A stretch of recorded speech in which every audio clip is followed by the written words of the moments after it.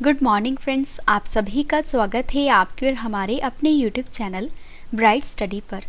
Friends, आज की इस वीडियो में हम डिस्कस करेंगे 13 जुलाई 2023 के डेली करंट अफेयर्स के बारे में। सबसे पहले फ्रेंड्स, हम 13 जुलाई 2023 के डेली करंट अफेयर्स के बारे में डिस्कस करेंगे। इसके बाद पिछले वाले करंट अफेयर्स को रिवाइज करेंगे और लास्ट में आपके लिए टेस्ट रखा है जिसका आंसर आपने कमेंट करके बताना है। फ्रेंड्स, अगर आप हमारे इस चैनल पर नए हैं तो चैनल को सब्सक्राइब करना ना भूलिए। तो चलिए अब हम स्टार्ट करते हैं हमारे फर्स्ट क्वेश्चन से। हमारा फर्स्ट क्वेश्चन है, उत्तरी अटलांटिक संधि संगठन यानी कि नाटो के फिर से प्रमुख कौन बने हैं? तो फ्रेंड्स, ये बने हैं जेंस स्टोल्टेनबर्ग। तो जो जेंस स्टोल्टेनबर्ग हैं ये नाटो के फिर से प्रमुख बन गए हैं। फ्रेंड्स, नाटो महासचिव जेंस स्टोल्टेनबर्ग ये अपने अनुबंध को फिर से बढ़ाए जाने के बाद एक और वर्ष के लिए नाटो का नेतृत्व करेंगे। फ्रेंड्स, बात हुई है यहाँ पे नाटो की। आइए जान लेते हैं नाटो क्या है। तो नाटो का फुल फॉर्म है नॉर्थ अटलांटिक ट्रीटी ऑर्गेनाइजेशन। और फ्रेंड्स, ये सोवियत संघ के खिलाफ सामूहिक सुरक्षा प्रदान करने के लिए अमेरिका, कनाडा और कई पश्चिमी यूरोपीय देशों के द्वारा अप्रैल 1949 की उत्तरी अटलांटिक संधि, जिसे कि वॉशिंगटन संधि भी कहा जाता है, के द्वारा स्थापित एक सैन्य गठबंधन है। फ्रेंड्स, प्रमुख कौन है? Jens Stoltenberg. स्थापना हुई थी नाटो की 4 अप्रैल 1949 को और मुख्यालय है, काफ़ी बार एग्जाम में पूछा गया है, तो यह है बेल्जियम के ब्रुसेल्स में। नेक्स्ट क्वेश्चन हमारा, संयुक्त राष्ट्र की एक रिपोर्ट के अनुसार 15 वर्षों के दौरान भारत में कितने लोग गरीबी से बाहर निकले हैं? सही आंसर है ऑप्शन बी, 41.5 करोड़ लोग। तो फ्रेंड्स, हाल ही में संयुक्त राष्ट्र ने एक रिपोर्ट को जारी किया है जिसमें बताया गया है कि 15 वर्षों के दौरान भारत में 41.5 करोड़ लोग जो हैं ये गरीबी से बाहर निकले हैं। तो यूएनडीपी के नवीनतम वैश्विक बहुआयामी गरीबी सूचकांक यानी कि एमपीआई के अनुसार भारत में 2005 और 2021 के बीच केवल 15 वर्षों की अवधि में लगभग 415 मिलियन लोग गरीबी से बाहर निकले हैं। और जो भारत है ये 25 देशों में से एक है जिन्होंने 15 वर्षों के अंदर अपने वैश्विक एमपीआई मूल्यों को सफलतापूर्वक आधा कर दिया है। और फ्रेंड्स, ये जो रिपोर्ट है ये गरीबी में कमी और लोग अपने दैनिक जीवन के विभिन्न पहलुओं में गरीबी का अनुभव कैसे करते हैं इन पर प्रकाश डालती है। फ्रेंड्स, यहाँ पर बात हुई है संयुक्त राष्ट्र की। संयुक्त राष्ट्र के बारे में जान लेते हैं। संयुक्त राष्ट्र यानी कि यूनाइटेड नेशंस, जिसकी स्थापना हुई थी 24 अक्टूबर 1945 को। मुख्यालय है न्यूयॉर्क में। सदस्य देश हैं 193 और महासचिव हैं एंटोनियो गुटेरेस। नेक्स्ट क्वेश्चन हमारा, इंडियन प्रीमियर लीग की सबसे मूल्यवान फ्रेंचाइजी कौन सी है? सही आंसर है option B, Chennai Super Kings. तो फ्रेंड्स, इंडियन प्रीमियर लीग की जो सबसे मूल्यवान फ्रेंचाइजी है ये है चेन्नई सुपर किंग्स। तो इंडियन प्रीमियर लीग का स्टैंड अलोन ब्रांड वैल्यू बढ़कर अब 3.2 बिलियन अमेरिकी डॉलर हो गया है, जो कि फ्रेंड्स 2022 में 1.8 बिलियन अमेरिकी डॉलर से 80% अधिक है। और वैश्विक निवेश बैंक हुलिहान लोकी ने अपने आईपीएल ब्रांड वैल्यूएशन स्टडी 2023 में इस बात की पुष्टि की है। फ्रेंड्स, वर्तमान IPL champion Chennai Super Kings जो है इसके ब्रांड वैल्यू अन्य आईपीएल टीमों की तुलना में सबसे ज़्यादा है। और चेन्नई सुपर किंग्स जो है ये 212 मिलियन डॉलर की ब्रांड वैल्यू के साथ लिस्ट में टॉप पर है। इसके बाद है आरसीबी और एमआई। नेक्स्ट क्वेश्चन हमारा, जीएसटी परिषद की 50वीं बैठक कहाँ पर हुई है? तो फ्रेंड्स, ये बैठक हुई है नई दिल्ली में। तो जीएसटी परिषद की जो 50वीं बैठक है इसको आयोजित किया गया है नई दिल्ली में। तो वित्त मंत्री निर्मला सीतारमण की अध्यक्षता में जीएसटी परिषद की 50वीं बैठक नई दिल्ली में हुई है। और इस बैठक में ऑनलाइन गेमिंग पर कराधान, उपयोगिता वाहनों की परिभाषा के अलावा पंजीकरण और इनपुट पर क्रेडिट दावों के लिए नियमों को कड़ा करने पर विचार किया गया है। फ्रेंड्स, हमारे क्वेश्चन में बात हुई है जीएसटी की। आइए जीएसटी से रिलेटेड कुछ इंपॉर्टेंट क्वेश्चंस के बारे में जान लेते हैं। तो जीएसटी का फुल फॉर्म है goods and service tax. GST को कितने भागों में बांटा गया है? आंसर है 3। कौन से हैं? सीजीएसटी, एसजीएसटी और आईजीएसटी। एसजीएसटी का फुल फॉर्म है state goods and service tax. CGST का फुल फॉर्म है central goods and service tax. IGST का फुल फॉर्म है integrated goods and service tax. और अगर आपसे एग्जाम में पूछा जाए कि GST किस प्रकार का कर है, तो यह है अप्रत्यक्ष कर। सबसे पहले GST कब और कहाँ लागू किया गया? फ्रेंड्स, ये लागू किया गया था विश्व में GST सबसे पहले फ्रांस में 1954 में।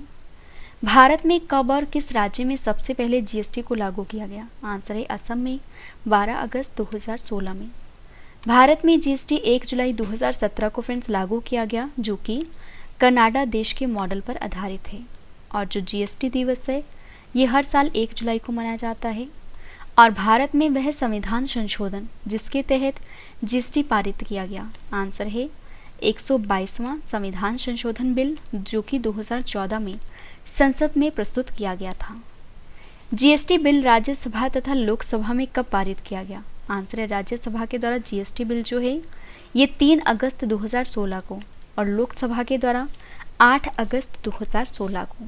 नेक्स्ट है GST पर राष्ट्रपति ने मंजूरी कब दी थी? आंसर है 8 सितंबर 2016 को। भारत में GST किस संविधान संशोधन के तहत लागू की गई? आंसर है 101वां संविधान संशोधन के तहत। भारत में GST लागू करने का सुझाव किसने दिया? आंसर है विजय केलकर समिति ने। GST के ब्रांड एम्बेसडर कौन है? फ्रेंड्स, ये हैं अमिताभ बच्चन और मुख्यालय है दिल्ली में। GST को लागू करने वाला भारत का पहला राज्य है असम। और फ्रेंड्स, GST के अंतर्गत कितने अप्रत्यक्ष कर और अधिभार को शामिल किया गया? आंसर है 17 अप्रत्यक्ष कर और 23 अधिभार को शामिल किया गया। GST पंजीकरण संख्या में कितने अंक होते हैं? आंसर है 15 होते हैं। और GST की दरें कितनी प्रकार की हैं? आंसर है 4, जिनमें है 5%, 12%, 18% और 28%। GST परिषद की स्थापना कब की गई थी? आंसर है 12 सितंबर 2016 को। और GST परिषद का अध्यक्ष कौन होता है? फ्रेंड्स, ये होते हैं वित्त मंत्री। GST परिषद में कुल सम्मिलित सदस्यों की संख्या कितनी है? आंसर है 33। और भारत GST को लागू करने वाला कौन सा देश है? फ्रेंड्स, ये है 161वां। अगला क्वेश्चन है हमारा, विश्व पेपर बैग दिवस 2023 को कब मनाया गया है? फ्रेंड्स, ये मनाया गया है 12 जुलाई को। तो विश्व पेपर बैग दिवस 2023 मनाया गया है 12 जुलाई को। तो प्लास्टिक बैग के इस अधिक पर्यावरण अनुकूल विकल्प के उपयोग को पहचानने और मनाने के लिए हर साल 12 जुलाई को विश्व पेपर बैग दिवस को मनाया जाता है।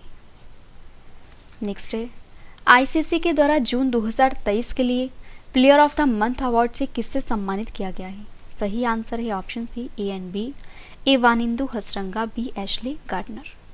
फ्रेंड्स, ICC के द्वारा हर महीने अवार्ड दिया जाता है जो कि क्रिकेट में उत्कृष्ट प्रदर्शन करने वालों को दिया जाता है। तो ICC के द्वारा जून 2023 के लिए जो प्लेयर ऑफ द मंथ का अवार्ड है ये मिला है वानिंदु हसरंगा और एशले गार्डनर को। तो अंतर्राष्ट्रीय क्रिकेट परिषद ने वानिंदु हसरंगा जो कि श्रीलंका स्पिनर हैं और एशले गार्डनर जो कि ऑस्ट्रेलिया महिला टीम की ऑलराउंडर हैं, इनको जून 2023 के लिए player of the month award दिया है। फ्रेंड्स, इनको ये पुरस्कार क्रिकेट में उत्कृष्ट उपलब्धि के लिए दिया गया है। और यहाँ पे फ्रेंड्स बात हुई है ICC की, तो आपको पता होना चाहिए कि पूरे वर्ल्ड में जितने भी क्रिकेट के खेल होते हैं इनको रेगुलेट करता है ICC। ICC का फुल फॉर्म है इंटरनेशनल क्रिकेट काउंसिल। स्थापना हुई थी 15 जून 1909 को। अध्यक्ष हैं ग्रेग बार्कली, CEO का नाम है जॉफ फेलार्डिस और मुख्यालय है संयुक्त अरब अमीरात के दुबई शहर में। अगला क्वेश्चन हमारा, लॉर्ड हनुमान जी को किस चैंपियनशिप का आधिकारिक शुभंकर घोषित किया गया है? सही आंसर है ऑप्शन ए, एशियाई एथलेटिक्स चैंपियनशिप का। फ्रेंड्स, लॉर्ड हनुमान जी को एशियाई एथलेटिक्स चैंपियनशिप का आधिकारिक शुभंकर यानी कि मैस्कॉट घोषित किया गया है। तो एशियाई एथलेटिक्स चैंपियनशिप का आधिकारिक शुभंकर लॉर्ड हनुमान जी को घोषित किया गया है और इसका आयोजन एशियाई एथलेटिक्स संघ की स्थापना की 50वीं वर्षगांठ पर किया गया है। और 25वीं एशियाई एथलेटिक्स चैंपियनशिप 2023 का जो फ्रेंड्स लोगो है ये खेलों में भाग लेने वाले एथलीटों के समर्पण और खेल कौशल के प्रदर्शन को दर्शाता है। और शॉट पुटर तजिंदर पाल सिंह तूर और लॉन्ग जंपर मुरली शिवशंकर की नेतृत्व में भारत चैंपियनशिप में भाग ले रहा है। अगला क्वेश्चन है, कौन सा देश आर्टिफिशियल इंटेलिजेंस के खतरों पर UNSC की पहली बैठक को आयोजित कर रहा है? सही आंसर है ऑप्शन डी, UK यानी कि यूनाइटेड किंगडम। तो यूनाइटेड किंगडम जो है ये आर्टिफिशियल इंटेलिजेंस के खतरों पर यूएनएससी की पहली बैठक को आयोजित कर रहा है। तो संयुक्त राष्ट्र सुरक्षा परिषद जो है ये फ्रेंड्स 18 जुलाई को आर्टिफिशियल इंटेलिजेंस के खतरों पर पहली बैठक को आयोजित करेगा और यूनाइटेड किंगडम के द्वारा आयोजित इस बैठक में वैश्विक नेता अंतर्राष्ट्रीय शांति और सुरक्षा के लिए आर्टिफिशियल इंटेलिजेंस के संभावित खतरों पर चर्चा करेंगे। नेक्स्ट है कॉमनवेल्थ वेट लिफ्टिंग चैंपियनशिप की 40 किलोग्राम कैटेगरी में किसने गोल्ड मेडल जीता है? फ्रेंड्स ये जीता है ज्योत्सना सबर्नी। तो Jyotsna Sabarni Commonwealth weightlifting championship की 40 किलोग्राम कैटेगरी में गोल्ड मेडल को जीता है। तो ग्रेटर नोएडा की गौतम बुद्ध यूनिवर्सिटी में शुरू हुई कॉमनवेल्थ वेट लिफ्टिंग चैंपियनशिप में भारत ने अब तक 3 गोल्ड जीते हैं और एथलीट ज्योत्सना सबर्नी ने 40 किलोग्राम यूथ वर्ग में, अस्मिता ने 45 किलोग्राम यूथ और जूनियर वर्ग में, कोमल कोहर ने 45 किलोग्राम सीनियर वर्ग में गोल्ड जीता है। नेक्स्ट और लास्ट क्वेश्चन करें इस वीडियो का। एशियाई एथलेटिक्स संघ ने किसे सर्वश्रेष्ठ सदस्य महासंघ के पुरस्कार से सम्मानित किया है? सही आंसर है ऑप्शन बी, भारत एथलेटिक्स महासंघ को। तो एशियाई एथलेटिक्स संघ ने भारतीय एथलेटिक महासंघ को सर्वश्रेष्ठ सदस्य महासंघ के पुरस्कार से सम्मानित किया है। फ्रेंड्स भारतीय एथलेटिक महासंघ को बैंकॉक में एशियाई एथलेटिक्स संघ के द्वारा सर्वश्रेष्ठ सदस्य महासंघ के पुरस्कार से सम्मानित किया गया है। और जो एशियाई एथलेटिक्स एसोसिएशन है फ्रेंड्स ये एशिया में एथलेटिक्स के खेल के लिए महाद्वीपीय शासी निकाय है। तो फ्रेंड्स मैंने आपको 13 जुलाई के जो इम्पॉर्टेंट करंट अफेयर्स थे आपको करवा दी और अब मैं आपको कल वाले करंट अफेयर्स को फटाफट रिवाइज करवा देती हूँ। फर्स्ट है एशिया ओलंपिक परिषद के नए अध्यक्ष कौन बने हैं? आंसर है शेख तलाल। भारत के किस एयरपोर्ट पर देश की पहली एलिवेटेड क्रॉस टैक्सीवे सर्विस को शुरू किया गया है? आंसर है इंदिरा गांधी इंटरनेशनल एयरपोर्ट पर। प्रतिष्ठित लोकमान्य तिलक पुरस्कार 2023 किसे मिला है? ये मिला है पीएम नरेंद्र मोदी जी को। कौन सा देश निवेश के लिए सबसे आकर्षक उभरते बाजार के रूप में चीन से आगे निकला है? आंसर है Bharat. G20 culture working group की बैठक का आयोजन कहां पर किया गया है? हम्पी में। यूथ वर्ल्ड तीर अंदाजी चैंपियनशिप की रिकर्व कैटेगरी में गोल्ड जीतने वाले पहले भारतीय पार्थ सोलंकी हैं।